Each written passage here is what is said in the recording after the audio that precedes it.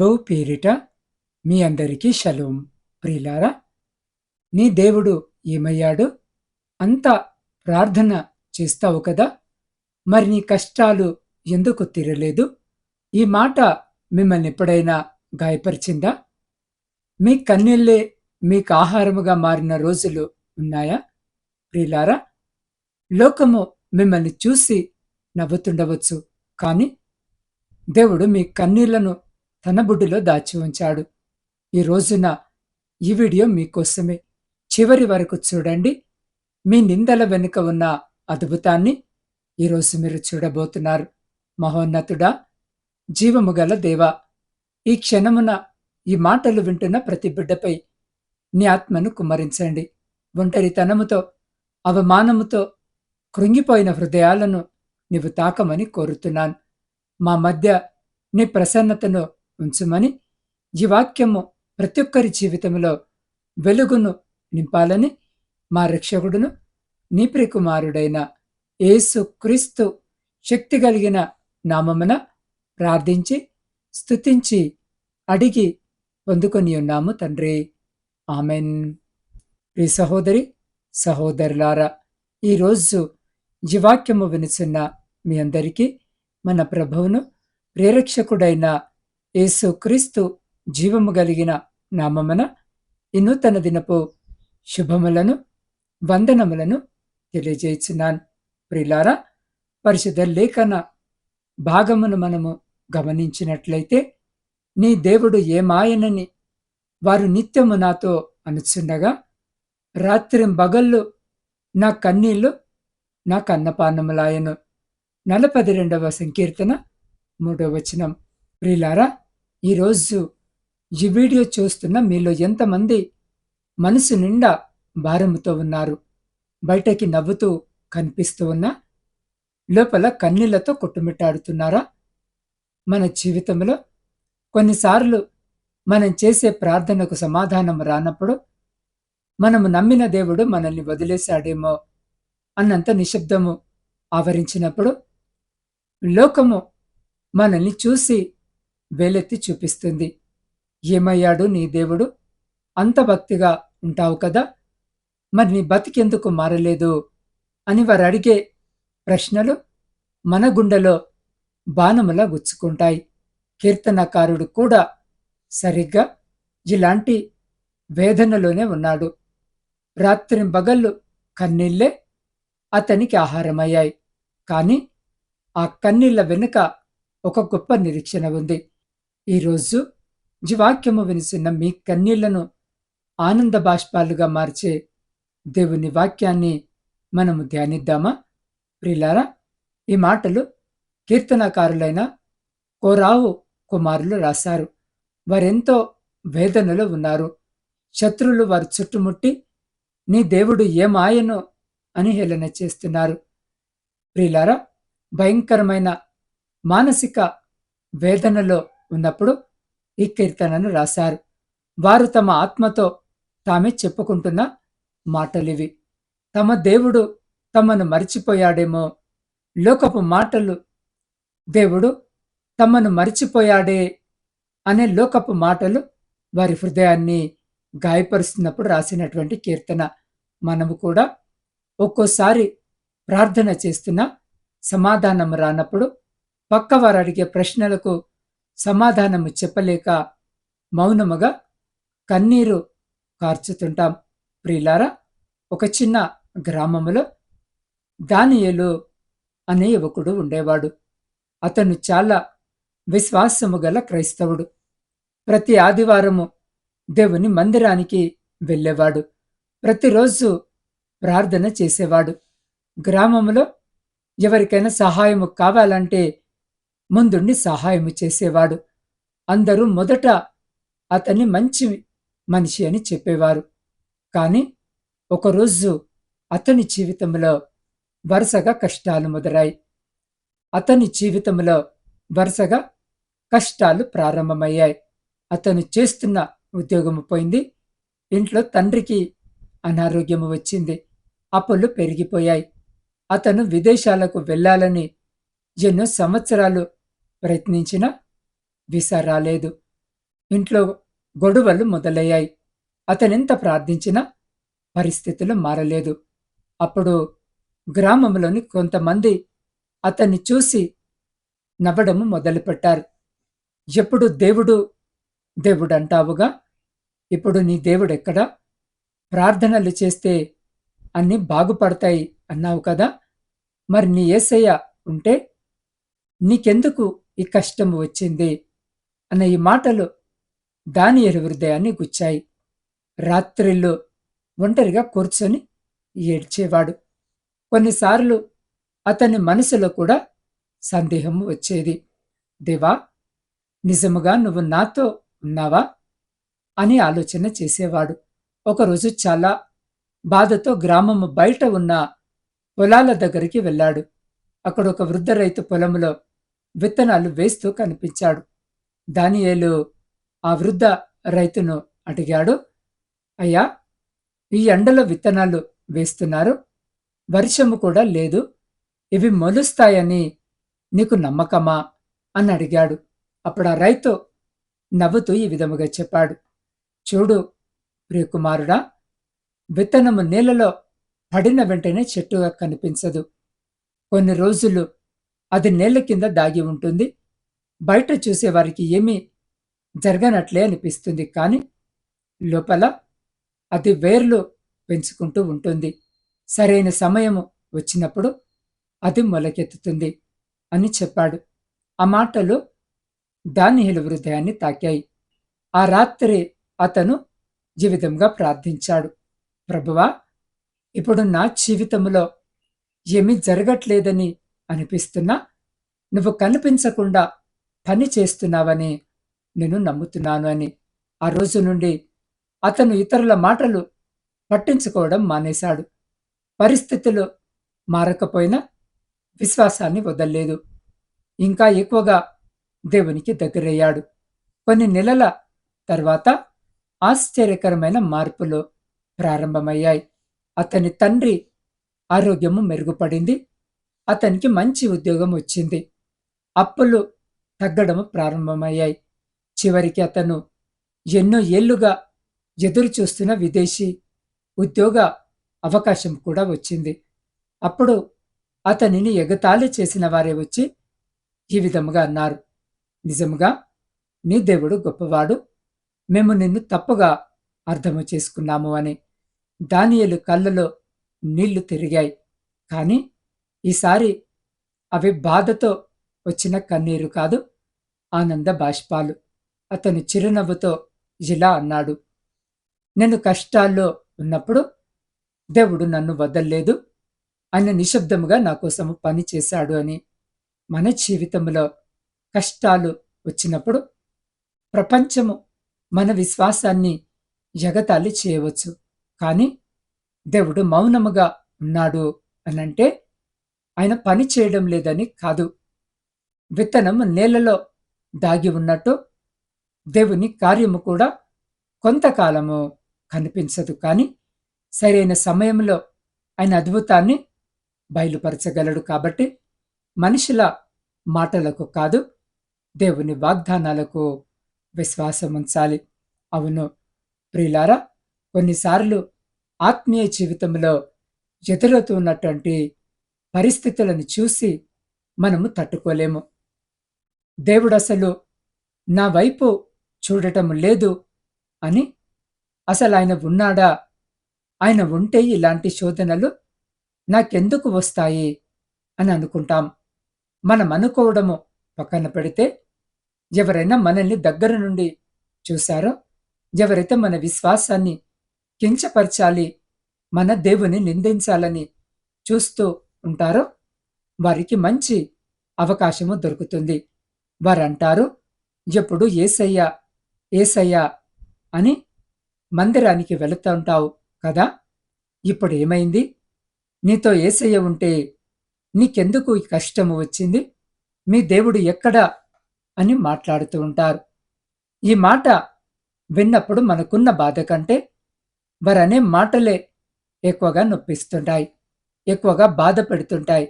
బహుశా ఈ రోజున్న ఈ వాక్యము బహుశా ఈ రోజున ఈ మాటలు వింటున్న నా ప్రియ సహోదరి, సహోదరులారా, మీరు కూడా ఇలాంటి పరిస్థితిని ఎదుర్కొంటున్నారా? మీ జీవితంలో వచ్చినటువంటి సమస్యను చూసి, నీ కుటుంబంలో ఉన్న గొడవలను బట్టి, నీకు వచ్చిన అనారోగ్యమును బట్టి, నీ యొక్క ఆర్థికపరమైన ఇబ్బందులను ఆధారము చేసుకొని, నిన్ను నీ బంధువులు, నీ తల్లిదండ్రులు, నీ స్నేహితులు, ఇరుగు పొరుగు వారు నిందిస్తున్నారా? ఏమయ్యాడు నీ దేవుడు? నీ దేవుడే ఉంటే నీకెందుకు ఈ సమస్య వచ్చింది? నీకెందుకు ఈ అనారోగ్యము వచ్చింది? నీ కుటుంబం ఎందుకిలా అయిపోయింది? నీ ఉద్యోగం ఎందుకు పోయింది? నీకెందుకు వీసా రాలేదు? అని మాటల చేత వారు నిన్ను నిందిస్తారేమో. నిన్నాత్మీయముగా దేవునిపైన సందేహము కలిగేలా చూస్తూ ఉన్నారేమో. నిన్న మాటల చేత ఇంకా బాధ పెడుతూ నిన్ను గాయపరుస్తున్న వారు, ఆనందిస్తున్న వారున్నారేమో. దానిని బట్టి నువ్వు కృంగిపోవలసిన అవసరము లేదు. ఈ రోజున ఈ కీర్తన వ్రాసినటువంటి భక్తుడు కూడా అలాంటి పరిస్థితిని ఎదుర్కొన్నాడు. అతనికి వచ్చిన బాధ కంటే అతనందరూ దేవుడి పేరు చెప్పి నిందిస్తూ అంటున్నటువంటి మాటలను బట్టే అతను బాధపడినటువంటి పరిస్థితి. ఏ ఆహారము తీసుకొనకుండా కన్నీటితోనే తన జీవితాన్ని గడిపాడు. అయినా సరే కీర్తనకారుడు మనకొక విలువైనటువంటి మాటను చెబుతున్నాడు. నా పరిస్థితి ఎలా ఉన్నా సరే నేను నా దేవునిపైన నిరీక్షణ ఉంచుతాను అని కీర్తనలో వ్రాయబడి ఉంది. నా ప్రాణమా, నీవేళ తొందరపడుచున్నావు? దేవుని యందు నిరీక్షణ ఉంచుము. ఆయనే నా రక్షణకర్తనియు నా దేవుడనియు చెప్పుకొనుచు ఇంకను నేను ఆయన స్తుతించదను అని ఎప్పుడైతే మనకొచ్చిన సమస్యను చూసి ఇతరులు నిందిస్తారో అప్పుడు మనము దేవునికి దూరము కావద్దు. నిజమే, ఈ లోకపు జనులు అనేటటువంటి మాటలు మనలో కలువరాన్ని, అవమానమును కలుగజేస్తాయి. అయినా సరే వాటిని త్రోసివేసి మన ప్రాణముతో మనము చెప్పుకోవాలి, నేను ఈ స్థితిలో కూడా నా యేసయ్య పైన విశ్వాసము ఉంచుతాను. ఎందుకు అంటే ఆయనే నా దేవుడు, ఆయనే నా రక్షణకర్త అని నీవు ఆలోచన చేయాలి. అపవాది ఎప్పుడు అవకాశము దొరుకుతుందా, నిన్నెప్పుడు దేవుని నుండి దూరము చేయాలా అని ఆలోచిస్తుంటాడు. నీకు వచ్చిన ఈ సమస్యను బట్టి నిన్ను దేవుని నుండి దూరము చేసి నిత్యాగ్నిలోని పడవేయాలని ప్రయత్నిస్తూ ఉంటాడు. కాబట్టి నీవిలా ఇంకా దేవునికి దగ్గర కావాలి. ఎవరైతే నిన్ను నిందిస్తున్నారో, ఎవరైతే నిన్ను నిరాకరిస్తున్నారో, ఎవరైతే నీ విశ్వాసాన్ని తక్కువ చేస్తున్నారో వారెవ్వరూ నీకు సహాయము చేయలేరు, రక్షించలేరు, కాపాడలేరు. కేవలము నీవు నమ్మిన, నేను నమ్మిన మన ప్రభు అయిన యేసు క్రీస్తు మాత్రమే కాపాడగలడు. కాబట్టి వారు వీరంటున్న మాటలను లక్ష్యపెట్టకు, విశ్వాసములో దిగజారిపోకు. దేవుడు నీ కన్నిటిని చూస్తున్నాడు, దేవుడు నీ బాధలను చూస్తున్నాడు. దేవుని సహాయము నీకందడము లేదంటే ఆయన నిన్ను మరిచిపోయాడు అని అర్థము కాదు, ఆయన నిన్ను పట్టించుకోవడము లేదని కూడా కాదు. ఆయన నీకు కనిపించకుండా అద్భుతము చేయబోతున్నాడు. ఎవరైతే నీ దేవుడు ఏమైపోయాడు అని అడిగారో వారి నోర్లు మూతపడేలా దేవుడు తన కార్యమును కనపరచబోతున్నాడు. వారి నోటితోనే నీ దేవుడు గొప్పవాడు, నీ దేవుడు సర్వశక్తిమంతుడు, నేనేసయ్యను నమ్ముకుంటానని చెప్పేలా చేస్తాడు. అందు నిమిత్తమునే ప్రియ సహోదరి, సహోదరుడా, మనుషులు పడుతున్నటువంటి నిందలకు భయపడక, బాధపడక నీకు రక్షణను ఇచ్చే దేవునిపైన విశ్వాసముంచు, నిరీక్షణ ఉంచు. ఆయన తప్పక సహాయము చేస్తాడనే నమ్మకముతో జీవించు. ప్రియ సహోదరి, సహోదరుడా, 42వ సంకీర్తన చివరిలో భక్తుడేమంటాడో తెలుసా? నా ప్రాణమా, నీవెలా కృంగి ఉన్నావు, దేవుని యందు నిరీక్షణ ఉంచుము. లోకము నీ దేవుడేమాయను అని అడిగినప్పుడు మీరు మౌనముగా ఉండండి. ఎందుకంటే మీ తరఫున యుద్ధము చేసేవాడు యెహోవా. మీ కన్నీళ్లకు ఆయన లెక్క చూస్తాడు. మీ నిందలను ఆయన ఆశీర్వాదాలుగా మారుస్తాడు. ఎవరైతే లోకములో మిమ్మల్ని చూసి నవ్వారో అదే లోకము మీ దేవుని గొప్పతనాన్ని చూసి ఆశ్చర్యపోయే రోజు రాబోతుంది. మీ ఓటమిని చూసి మురిసిపోయే మీ సాక్ష్యమే ఒక బలమైన సమాధానమవుతుంది. కన్నీటితో విత్తేవాడు సంతోషగానముతో పంట కోస్తాడన్న వాగ్దానాన్ని గట్టిగా నమ్మండి. ఈరోజు ఈ వాక్యము వింటున్న నా ప్రియ సహోదరి సహోదరులారా, మీరొంటరిగా కన్నీరు కారుస్తున్నారా?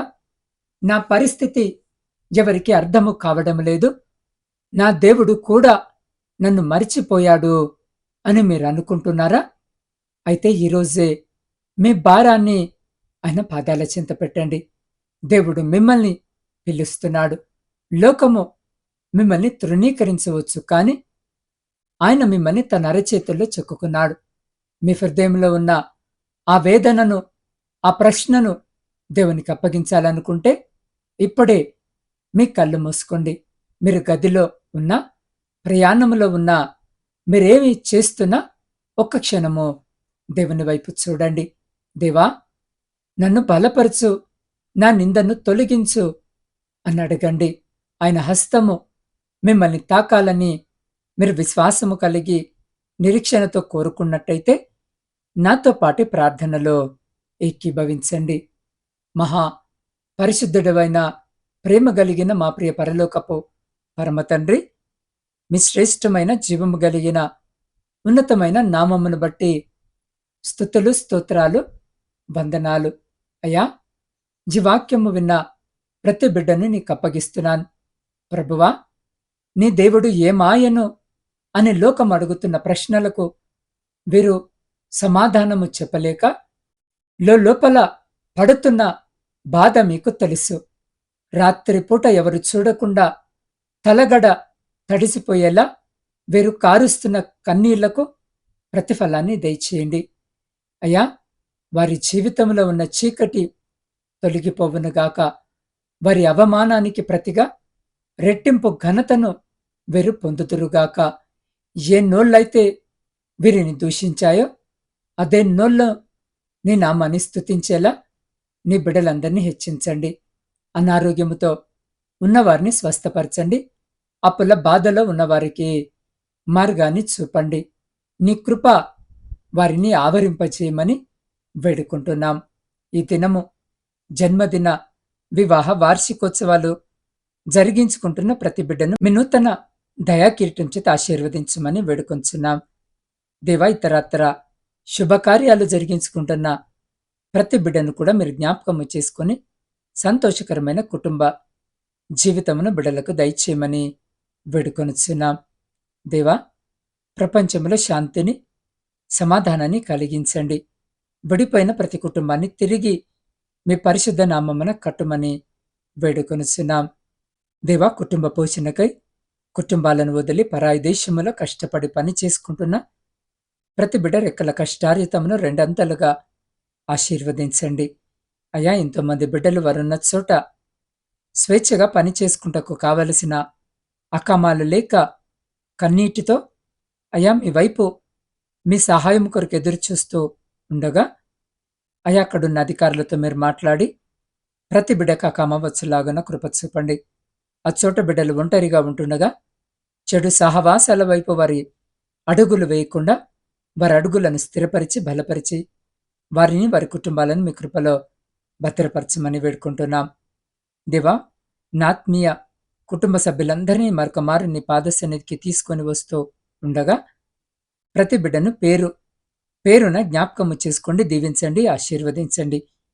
వారి ప్రతి ప్రార్థన విన్నపాన్ని మీరు ఆలకించి అంగీకరించి ప్రతి న్యాయమైన కోరికకు సమాధానము దయచేసి ఈ రోజే ఒక నూతన నిరీక్షణ వారి హృదయాల్లో పుట్టించమని నజరేయుడైన యేసు శక్తి కలిగిన నామమున ప్రార్థించి స్తుతించి అడిగి పొందుకొని ఉన్నాము తండ్రి. ఆమెన్.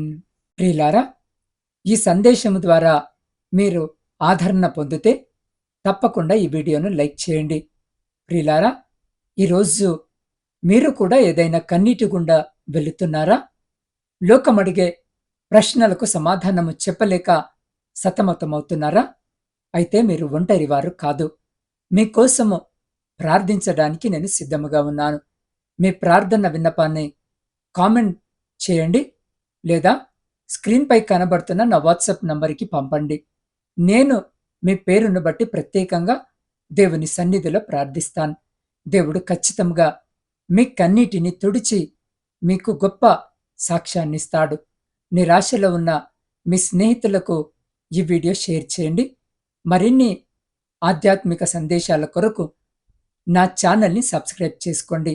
దేవుడు మిమ్మల్ని దీవించునుగాక.